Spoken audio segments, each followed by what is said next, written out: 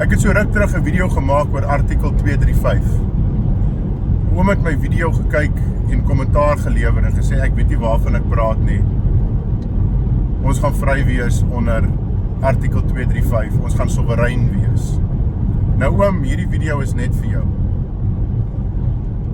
Kom ons gebruik bietjie logika hierso.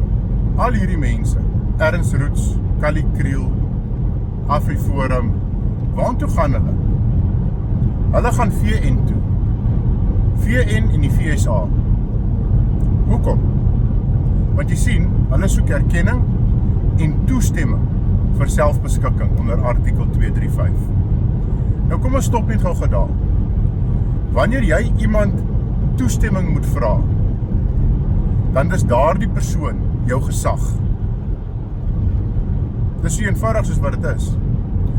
Nou kom ons dink bietjie verder hieroor. Kom ons sê, die FSA en die VN gee daardie toestemming.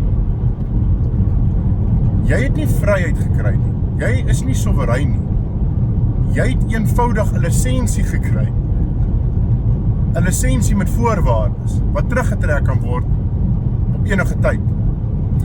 Jy weet, dis vir my so lagwekkend. Dieselfde ooms, né? Sal vir jou sê, hoe kwaad is hulle vir die VN? Hulle sal vir jou sê, die VN het ons land gesteel. 'n Groot hand daarin gehad. Die VN en die FSA het 'n groot hand daarin gehad om ons land te steel.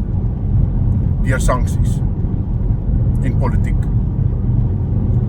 En hierdie selfde ooms dink dat as hulle nou na dieselfde mense toe gaan, wat volgens hulle ons land gesteel het, né?